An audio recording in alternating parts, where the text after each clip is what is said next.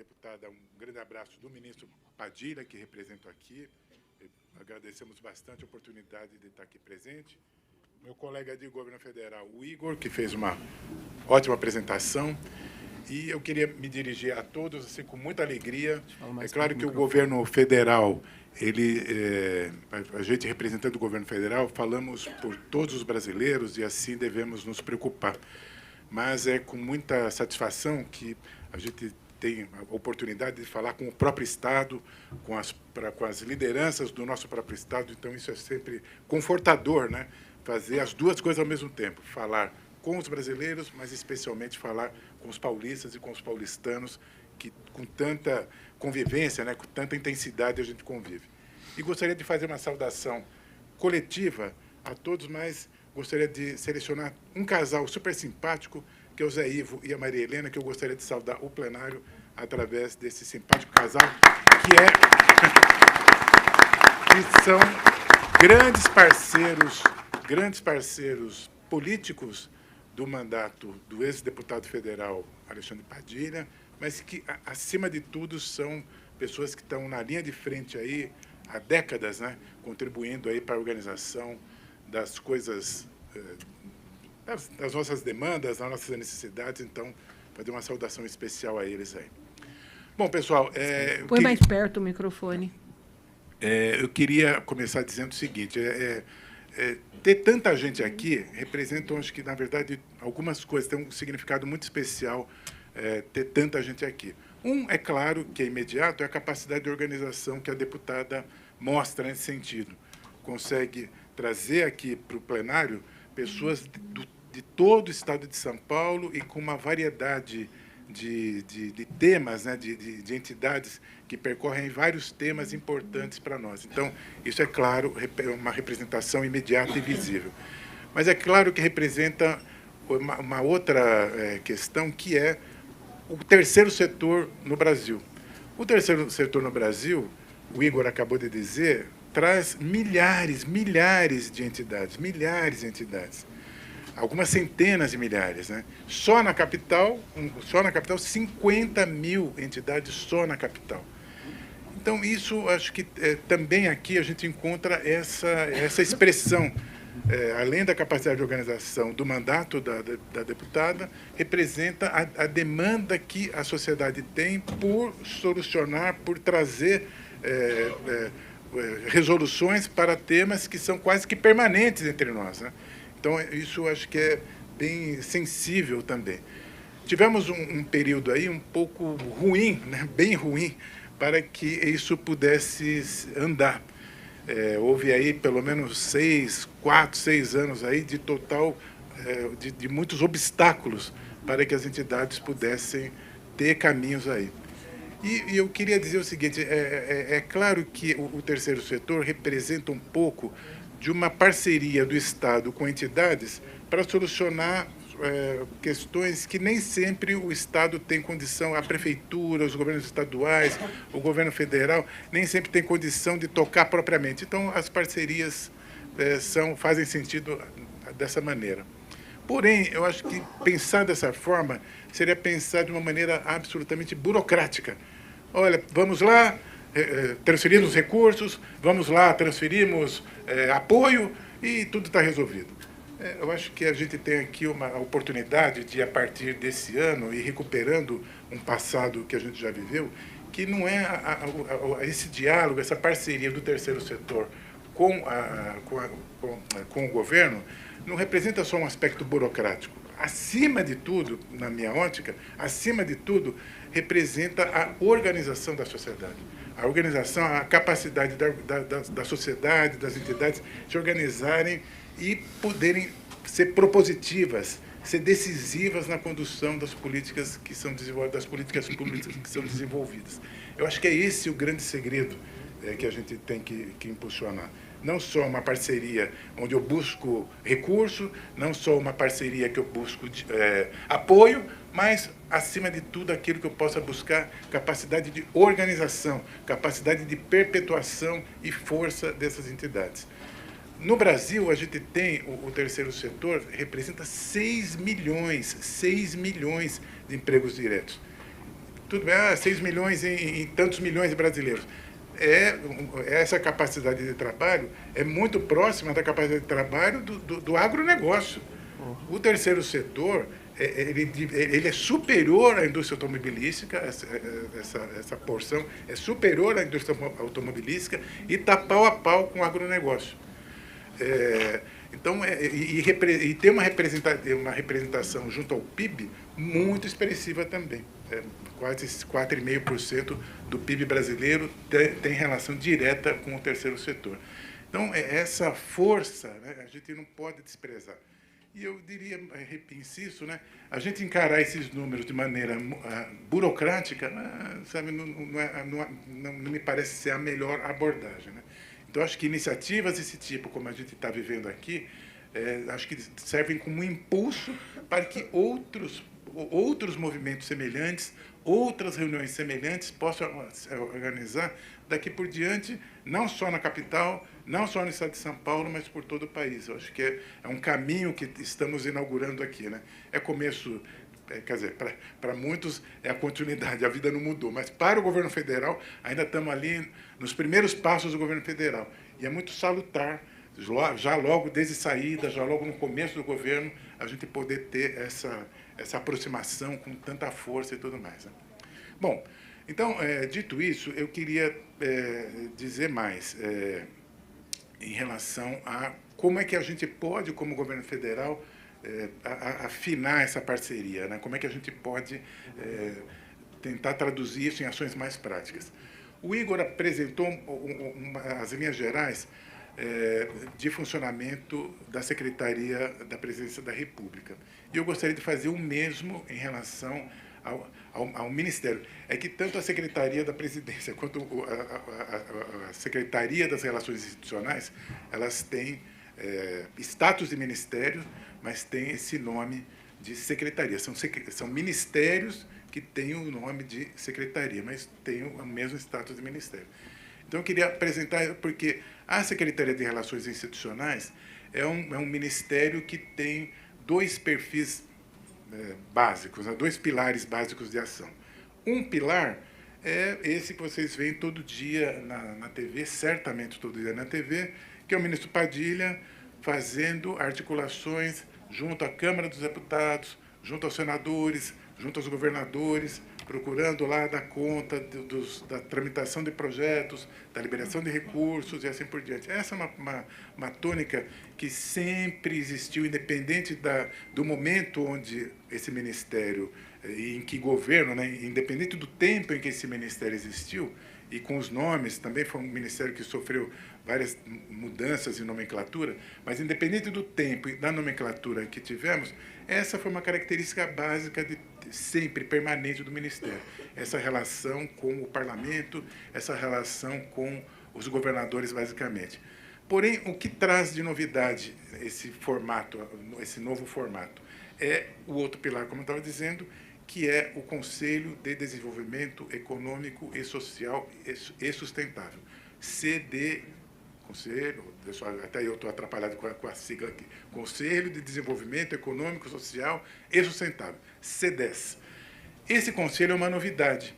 Novidade agora nesse governo, mas, na verdade, ele está sendo trazido de volta à experiência que o presidente Lula instalou lá no seu primeiro governo, que é a instalação desse conselho. Esse conselho agora, no dia 24 de março, ele foi reinstalado. E aí é que eu acho que está o grande charme, e aí eu acho que está a justificativa de eu estar presente aqui nesse diálogo com vocês. Esse conselho, ele foi, então, insisto, recém-constituído pelo decreto. Depois, quem quiser conhecer mais de perto o decreto, eu deixo com a Priscila, e a Priscila pode transferir para vocês esse material. Então, esse conselho, ele é uma representação da sociedade civil. São algumas centenas de pessoas, perto de 200 pessoas que vão estar representadas. Já tem lá a matriz que o Igor colocou para a gente aqui, ele já é um conselho que ele tem paridade de gênero, então homens e mulheres estão representados de forma idêntica no pleno do conselho. E tem o mais variado tipo de representação. há setor empresarial, há movimentos de moradia, há cientistas, há mundo da cultura, enfim, são vários os segmentos que estão lá representados e que têm por vocação ser conselheiros de quem? Ser conselheiros do presidente Lula na definição de políticas públicas, na definição de diretrizes de governo, na definição de ações concretas que a gente possa estar desenvolvendo. A condição de existência do Conselho está apoiado nesse sentido. E o Conselho tem o gerenciamento pelo Ministério das Relações Institucionais. Somos nós que abrigamos esse Conselho, somos nós que fazemos a operação dele. Claro que o presidente do Conselho é o presidente Lula, o vice-presidente é o vice-presidente Alckmin, o ministro Padilha, mas a operação, a Secretaria Executiva está com o Paulo Pereira, que é um dos diretores também lá do Ministério. Então, enfim, são reuniões, 4 reuniões, 3 reuniões por ano. A primeira reunião vai ser agora no início de maio, e aí vocês certamente vão ter aí, pela imprensa e pelos órgãos do governo, vocês vão ter a repercussão desse encontro. Mas como é que nós podemos chegar lá no Conselho? Já que quem escolheu os membros do Conselho foi o presidente Lula, determinou os nomes e tal. Então, como é que vai funcionar? Existem os plenos 3 ou 4 vezes ao ano. E, no intervalo entre uma reunião e outra, o que vai estar funcionando são grupos de trabalho e câmaras temáticas. Os grupos de trabalho serão tantos quantos forem necessários. As câmaras temáticas serão tantas quantas forem necessárias. E, por exemplo, eu vou dar um exemplo imediato aqui, mas é um exemplo entre tantas outras. É que eu vi aqui, ali, a bandeira do Movimento de Moradia.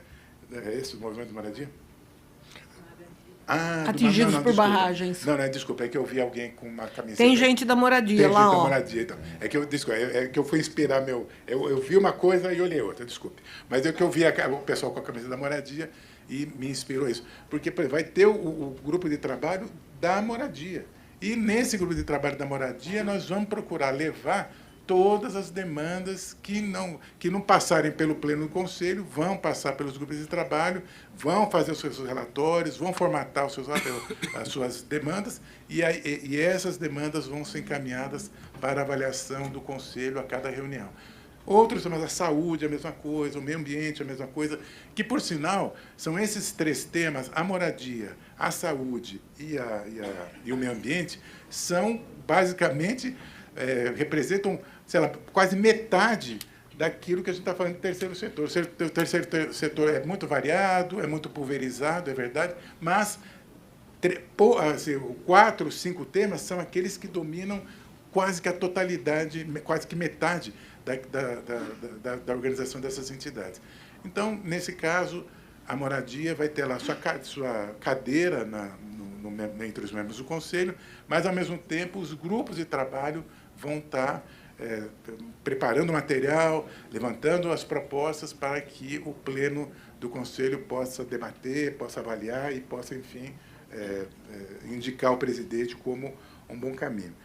Então, assim, eu acho que essas são, bem, em linhas gerais, aquilo que a gente pode trazer como palavra do governo federal em relação a esse diálogo. Acima de tudo, eu acho que o posicionamento do governo federal é de estarmos de orelhas muito atentas, né? Ouvidos muito afinados, para que a gente possa escutar e possa encontrar as melhores soluções. Acho que essa é a grande mensagem que a gente vem trazer pelo governo federal. Estamos atentos, estamos preocupados, queremos estabelecer parcerias para que a gente possa superar dificuldades acumuladas. Eu acho que essa é a grande mensagem que eu posso trazer em nome do presidente Lula, em nome do ministro Padilha. O Ministério tem um escritório de representação aqui em São Paulo.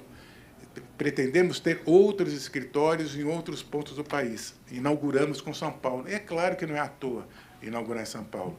É o maior estado da nação, é a maior força econômica da nação, o maior número de conselheiros, não porque privilegiemos os paulistas, mas porque também aqui a gente tem boa parte das expressões desses movimentos que eu coloquei, ou seja um empresário, seja um movimento de saúde, seja movimentos culturais, a gente tem aqui também boa parte da representação do Conselho aqui no Estado de São Paulo. Então, inaugurar o primeiro escritório de representação aqui em São Paulo tem um pouco dessa mensagem, né? Queremos dialogar com São Paulo, porém, com essa pujança de São Paulo, mas, ao mesmo tempo, queremos também, no tempo, dialogar com outras regiões. O escritório está em São Paulo, mas, na verdade, ele é um escritório regional. Ele procurará atender todo o Sudeste, né? Esse escritório que está aqui em São Paulo. Por hora, para dizer bem a verdade, não pegou ainda essa história de ele ser regional do Sudeste. Não pegou ainda, até porque ele é novo, não circulou muito a mensagem, mas que ele é paulista, isso já pegou. Todo dia eu tenho uma demanda muito forte lá de pessoas que vão buscar debates, propostas e tudo mais. Esse nosso escritório está sediado ali na Avenida Paulista, número 750, também depois a Priscila já tem o nosso endereço, também eu peço que ela depois divulgue aí amplamente para todo mundo. Estamos totalmente abertos a receber todos vocês, entidades, vereadores, prefeituras. Já tive a grata satisfação de receber a visita da deputada Marcialia lá, que já levou uma prefeitura, já levou algumas demandas para que a gente pudesse tocar. Felizmente já está andando também. Mas gostaria de ter a possibilidade de receber a todo mundo, um de cada vez, por favor. O escritório não é tão grande assim. Mas eu gostaria de que todo mundo pudesse ter a oportunidade de ir lá para a gente ouvir, conhecer e poder apoiar da melhor forma possível. Avenida Paulista, 750, segundo andar. Vai ser um prazer encontrá-los para a gente tomar um cafezinho lá. Tá bem? Muito bom. Uma boa manhã de trabalho para nós. Um grande abraço e a saudação aí ao mandato da deputada por ter organizado uma atividade tão forte assim. Muito obrigado. Obrigada, Fábio.